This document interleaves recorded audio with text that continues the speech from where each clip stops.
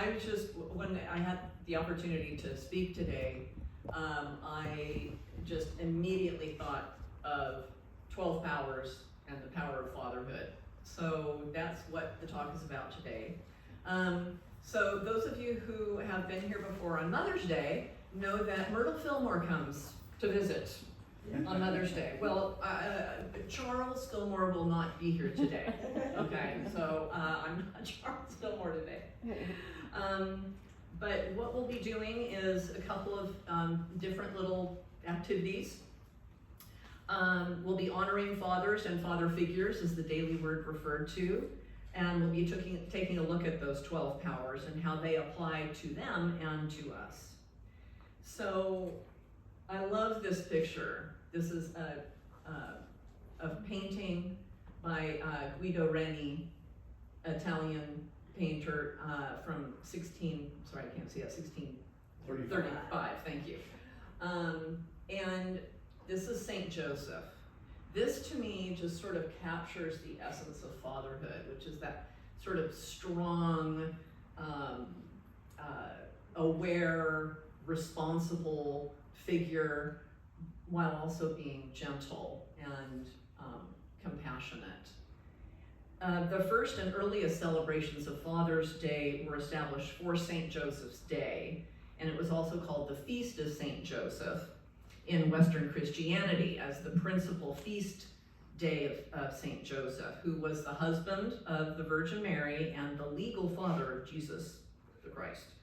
And it's always been traditionally celebrated on March 19th. It was well established by the 10th century and then was continued for 10 centuries going forward. So let's fast forward and come to America in the current 20th century. So in the United States, if you don't know where Father's Day came from, a Father's Day service was actually held on July 5th, 1908 in West Virginia to honor the fathers that had been killed in the Monongah, West Virginia mine disaster, which killed 362 miners. So that was a Father's Day service that was held in their honor and in their memory. But there was a woman named Sonora Smart Dodd who actually is credited with as the founder of the official American national holiday.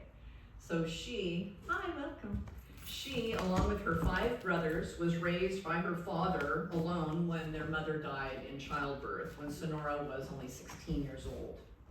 Sonora held her father in great esteem.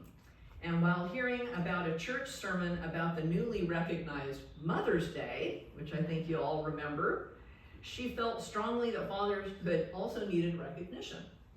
So she approached the Spokane Ministerial Alliance and suggested her own father's birthday of June 5th as the day to honor fathers. But the Alliance chose the 3rd Sunday in June instead. So the first Father's Day was celebrated on June 19th, 1910 in Spokane, Washington. But observance of the holiday faded in the 1920s. And in 1926, the New York Times declared Father's Day a hopeless project that has languished for 20 years. But when Father's Day was not catching on, Sonora got creative. She had initially appealed to people to honor their fathers with a genuine show of emotion. Clearly that wasn't catching on. So instead, she started appealing to from an emotional bond between children and fathers to a little more rugged manliness. What does Father's Day represent? So you've got the fishing, you've got the golf, you've got the, But, so Father's Day, was basically gone. But what saved Father's Day from obscurity? Neckties. So over 20 years of attempting to make Father's Day a nationally recognized holiday, Ms. Dodd teamed forces with another group interested in the holiday, the Associated Menswear Retailers. Eventually, that group helped form the larger Father's Day Council, which, can't you just picture all those guys, in a room, all of those guys? So the council helped create the holiday we know today. So unlike Anna Jarvis, the founder of Mother's Day, who you may all remember, fought against the commercialization of Mother's Day, and then she was put in a sanitarium for the rest of her life so the Hallmark and florists could still make money. She was very upset about Mother's Day being about buying gifts. But Sonora was happy to have companies supporting the holiday. So Father's Day cards originally were as unsentimental as possible, fish, ties, and pipes.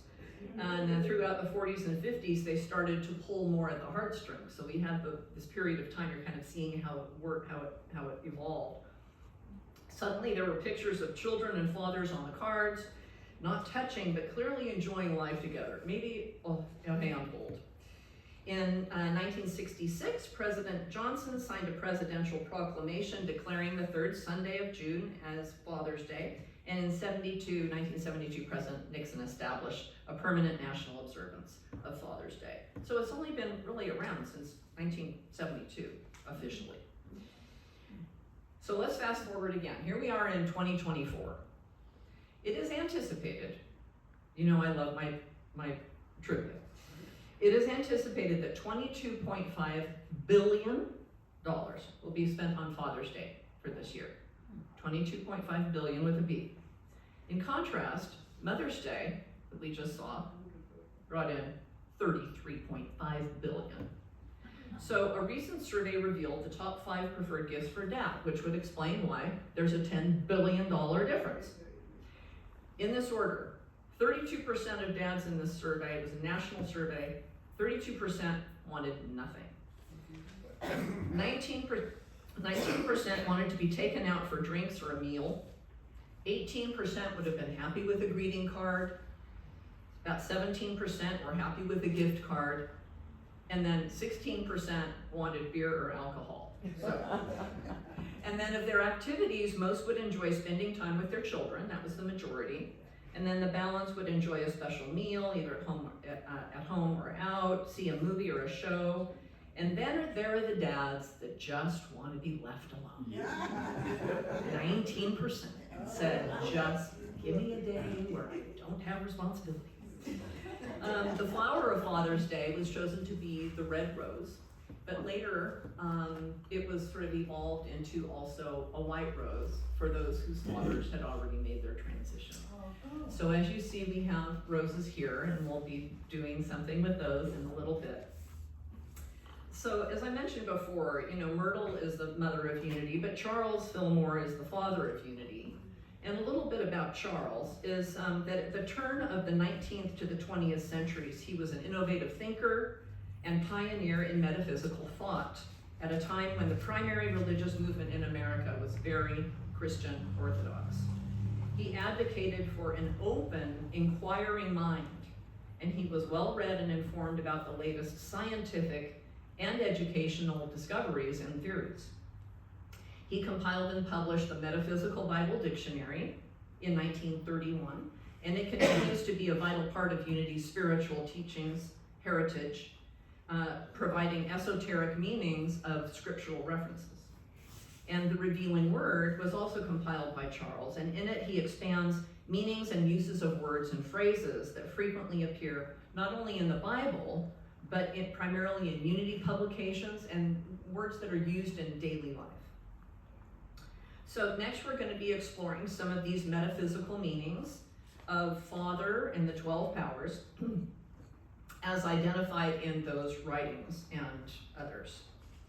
So this next little section of our service here, I invite you to pay attention as you listen to the words. Pay attention to how your body is resonating with what is being said. It's almost like shift your thinking and your hearing of the words to your heart. How is it feeling? How are you feeling it in your cells? Are you feeling any vibration? Or are you feeling any resonance? So that's sort of a little something to be aware of. So, for example, one of the metaphysical meanings of Father is God through his Holy Spirit. Father and Son is the father mind is the living principle. the absolute, the great unlimited. The Son is the living Word. Charles identifies the Father principle as the exact and immutable principle of being. It is omnipresent and is not subject to change or open to argument. And regarding the result of knowing both, he says, when we are quickened in spiritual understanding, we experience a renewal of mind and a transformation of body. The mortal becomes immortal, the corruptible becomes incorruptible.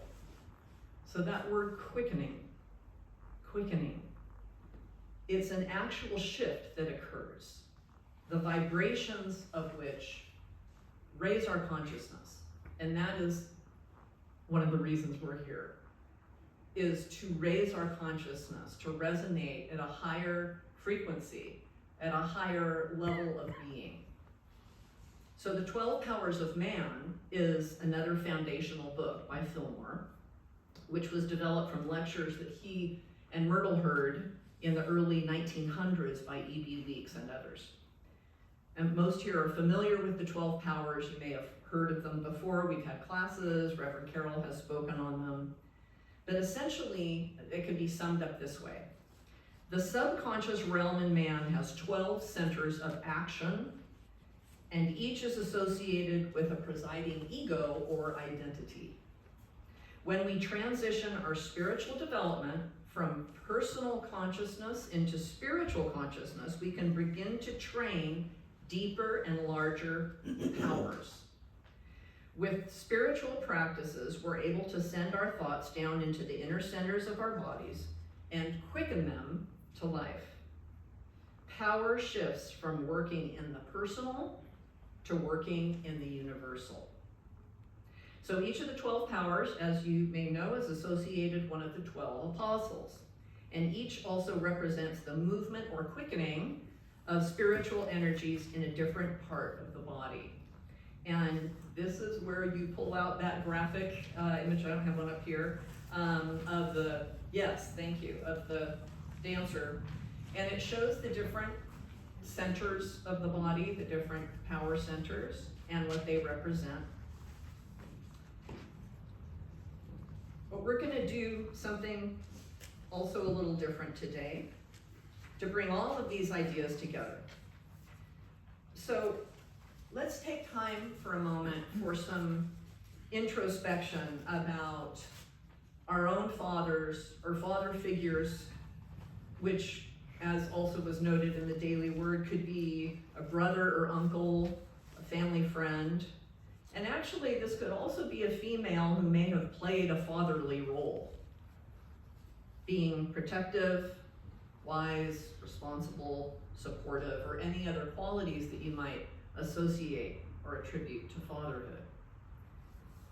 So I also want to recognize, as we often do on Mother's Day as well, that not all father figures had a positive influence in our lives.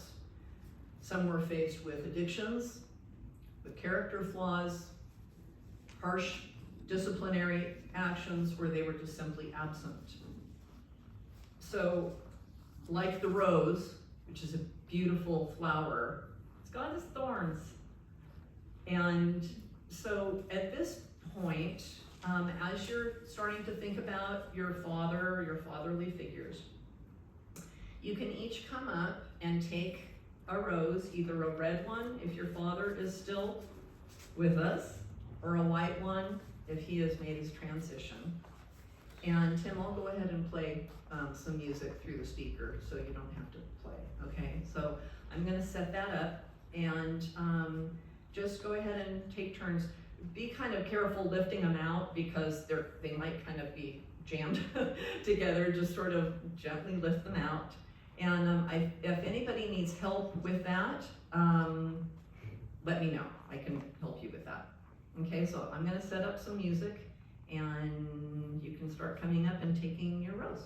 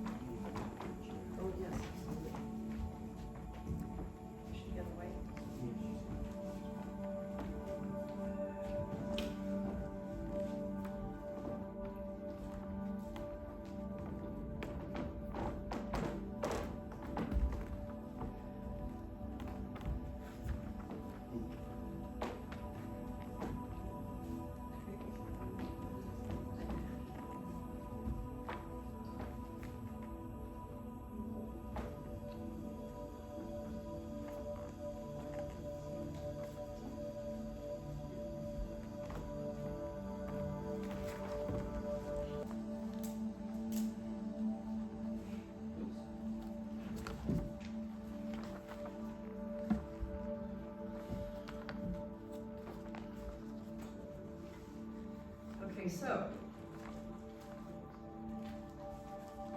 now let's think about how the 12 powers that you have in your list and on the sheets might describe your father or father figure that you're thinking of. On the sheet, the yellow one is a little hard to read, it's hard to see. If you want to take a pen, you can write across it, but that is wisdom, the ability to evaluate, discern, and apply what you know. So can everybody see these well enough? Yes. Okay. All right, so let's just take a few minutes here to just review the list, think about any of these adverbs or adjectives that might describe your father or father figure who you're thinking about, and just put a little check mark next to the three. So choose the top three. We'll just take a couple minutes.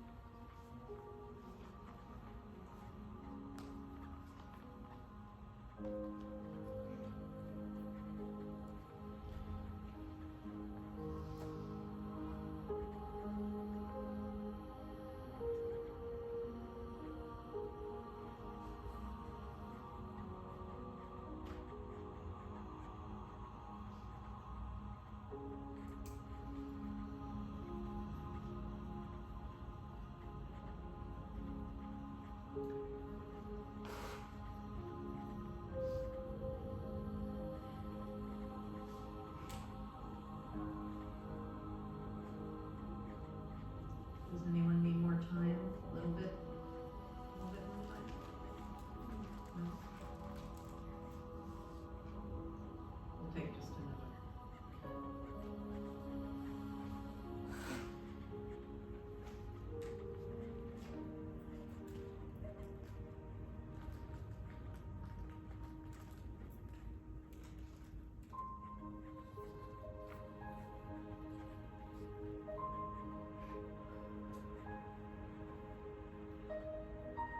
So the next thing we're going to do is I'll ask you, how did your fatherly person influence you in your development? Emotionally, spiritually, personally? How did that person bring you to who you are today? And then you can take a list of the 12 powers, take a look at the 12 powers list again, and choose 3 powers that you believe describe you, or that you resonate with. Because we all have these powers in us, but the ones that come most to the forefront, view about yourself. And whatever those are, you can put a different kind of a check next to those, like an X or your name or something next to those to differentiate those from your father's powers. So we'll take a minute or so here to do that now.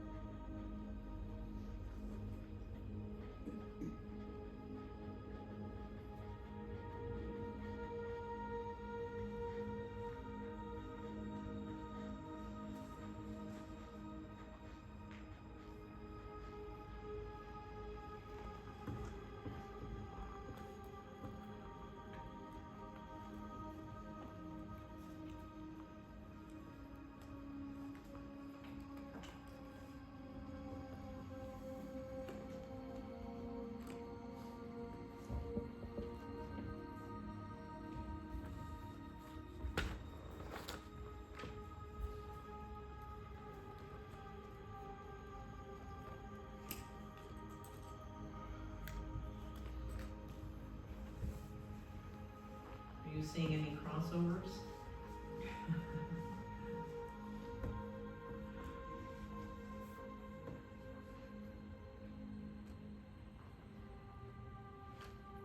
We'll take another minute for you.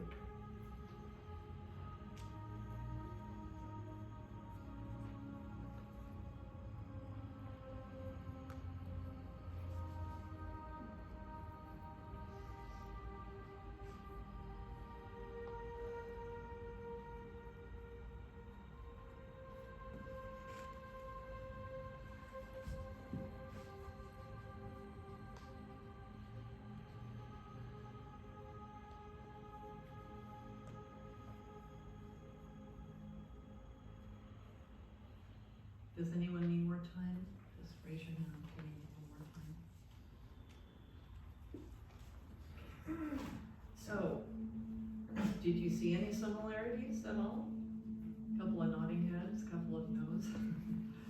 Yeah, interesting. I had a couple of similarities, but I want to quickly tell you the story about my father, John Leonard. He was a workaholic in the 60s and 70s, worked for American Can Company, and did ever from the time he came out of high school, then he went to war, and then came back and worked until the day he died, unfortunately at a very young age of 52.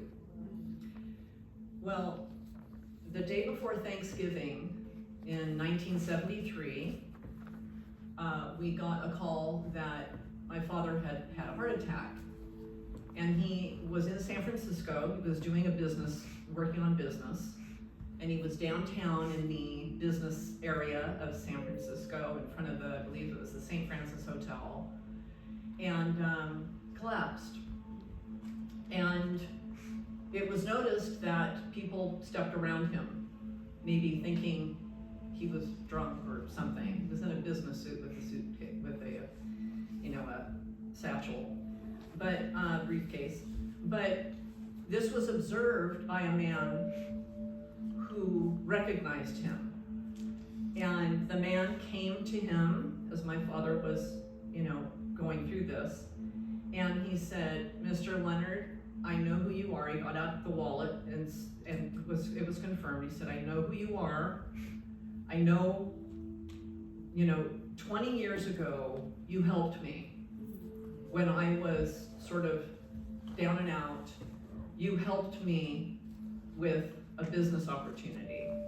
And I've called the paramedics or the ambulance at the time, and he, recognizing my father, who had done something good for him 20 years before, gave him 24 hours to live so that the rest of the family could go and see him. Of course, we didn't know. The doctor said, oh, yeah, he's going to be fine. There's going to be a stent, and we're going to do all these things. But when we saw him in the hospital, and I saw him on Thanksgiving Day morning, it was clearly very bad. And he did pass on that day.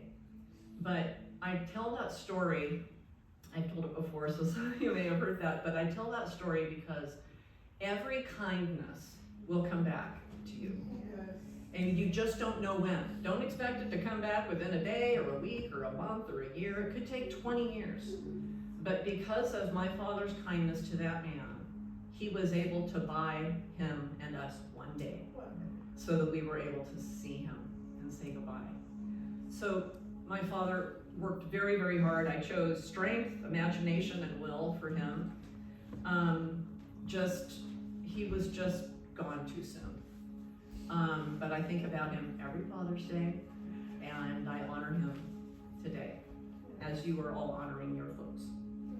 So, does anyone want to share anything that they discovered? You don't have to, it's just an opportunity if anybody wants to share something. Yes, Penny. Well, I was looking at the 12 powers and I read them all, and I kept looking for one that really would stick out to me, and I didn't see it on here. So I made a 13th power. Great, I love it. After I picked 3 other ones. Okay. But it was humor. Oh, yes, and absolutely. And it was my stepdad, and he had the best sense of humor of anybody I knew. He could, almost dissolve any, even if it got to be a heated situation, by deflecting with humor, because he could just, then all of a sudden the person would start laughing, which was most of the time my mom. Yes. And it would just kind of disappear. That is an amazing strength. It's an amazing power. Yeah. And actually, it probably could work into enthusiasm and zeal, That's true. or imagination. Yeah. But I really love that. That's good. My dad was really good at that too. It was really a special gift that he had, amongst many others. But I do remember his humor. I remember thinking, he could be Johnny Carson. He could replace Johnny Carson. He was that good. Magnanimous, but he was a lawyer by occupation. Okay. Yeah, thank you for sharing. Humor, absolutely. We're going to now make that the officially Unity of Westside 13th Power. Anybody else want to share a few words? Yes. Go ahead. Let's see, when my father was quite young, about 9, I think, his mother passed away, and his father remarried shortly after that, and he chose to leave family to move in with his new wife. So my father was essentially raised by his older siblings, and I think from that he learned the importance of family and how important it was to stay together. So even though my parents had kind of a rocky marriage, my father was always there, right up until, the time he passed in his mid-90s. I sort of picked up on that too, even though my marriage was not good at all. I was, okay, Daddy said, I'm gonna stay and try to make the best of this. But that wasn't right for me. But I'm very grateful, that he stuck it out and maintained the family unit. Thank you. Thank you for sharing that. And Beverly? I just feel an emotion because my father, I see my dad and myself getting strength. My father never missed a day work in his life. He worked every single day. He had melanoma and cancer of the foot, and he cut his shoes to go to work so he would go to work. And my father worked. The day he passed away, and he They know you to endure the same course, to persevere. Mhm. I think I share with my father. And I want to thank you and honor you today. His name is Thomas. Thank you, Ben. Thank you, Beverly. So I know if any of the rest of you have anything you'd like to share, we can certainly share these stories and information in the back when we come back together. So please come on to the back and share your thoughts and stories about your fathers. We have some nice little spread back there, and so please. Fran, are you okay with that? Sure. Okay, I saw your hand go up there. We'll gather in the back and continue that.